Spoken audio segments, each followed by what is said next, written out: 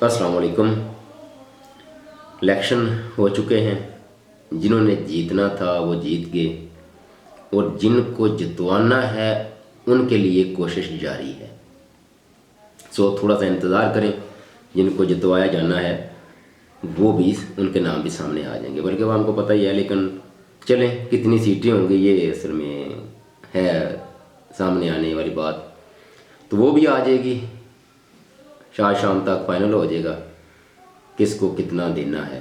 वहाँ हमने जो फैसला कर दिया वो एक अलग स्टोरी।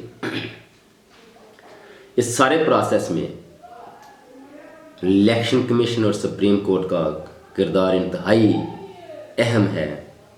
मगर बदकिस्मती देखें कि एक दायरा तो इसमें डायरेक्ट मुलवस है और दूसरा इनडायरेक्ट। इस सारी जो दो नंबरी होती है कि वो अगर कोई रेट दायर करता भी है तो वो हुकूमत का जो पूरा 5 साल दौर होता है वह गुजर जाता है और उस पर फैसला नहीं होता। लिहाजा इसका भी किरदार लोगों के सामने है दोनों का।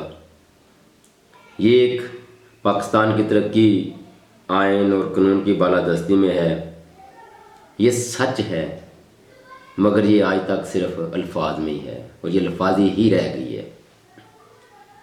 इस इलेक्शन में जो चीज़ सामने आई है, जिस पर असल में मैं आज बात करना चाहता हूँ, वो ये है कि 76 साल तारीख में जो डेरेदारी की सियासत थी, गांव में एक बंदा 2 बंदे होते थे और वही फैसला करते थे कि कौन किधर वोट देगा। और तकरीबन हर इलेक्शन में लोगों को पता भी होता था कि कौन जीत रहा है, यानी उनका एक जो अंदाज़ा है वो काफ़ी हद तक दुरुस्त साबित होता था।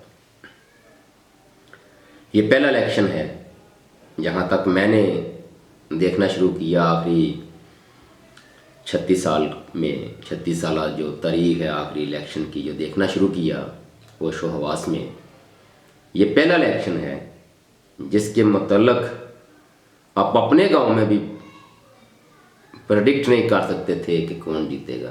कम से कम मेरी तो यही हालत थी कि एक जमात के लिए कोई उसके उम्मीदवारान कंपेन नहीं कर रहे, ना कंपेन की सहूलत दी गई, ना वो आए, कोई बाहर कोई गायब, जिनके पोलिंग एजेंट नहीं। लेकिन इसके बावजूद वो जो नया वोटर है और जो नौजवान नस्ल है उसने डेरेदारी और वो जो पोलिंग वाले दिन पर्ची बनाने वाले बूथ बना के बिरयानी और रोटियां खिलाने वाला सिस्टम है उसको रोंद के रख दिया है। मुझे इसकी खुशी है सबसे ज़्यादा। मेरे लिए यकीन करें कि शायद ये जो इलेक्शन है इसका जो रिज़ल्ट निकला है ये मेरे लिए मेरी ज़िंदगी के उन चंद अहम तरीन दिनों या अहम तरीन खुशी के दिनों में एक होगा कि इस नौजवान नस्ल ने, देखें कुछ लोगों ने ये सिर्फ मजाक समझा था या कुछ लोगों ने इसको सीरियस नहीं लिया या सोशल मीडिया की हद तक था कि बिरयानी किसी की खाओ, रोटी किसी की खाओ, चाय किसी की पियो, पर्ची किसी से बनवाओ और वोट जहाँ देना है वो उधर ही दो। तो इसका मजाक उड़ाते थे कि यार ये नौजवान नस्ल है बस ऐसे कैसे करेगी। मैंने ये अपनी आंखों से होते हुए देखा है, इसलिए मेरे लिए ये इंतहाई खुशी का दिन है। देखें रिजल्ट आया, नौजवान नस्ल ने अपना हक अदा कर दिया, रिजल्ट चेंज हो जाएगा कोई बात नहीं, मगर याद रखिए 50+ मेरी तरह जो लोग हैं, जो क्या कहूँ, बहरहाल जिनके बस का ये रोग नहीं था, जिन्होंने अपने हिस्से का वो उस हद तक काम नहीं किया जिस हद तक इस नौजवान नस्ल ने किया है। आप रिजल्ट चेंज कर लें, फिर खप पड़ेगी, फिर इलेक्शन होगा, ये नौजवान फिर आपको इसी तरह वो कर देगी, आपका ऐसी की तैसी फेर देगी।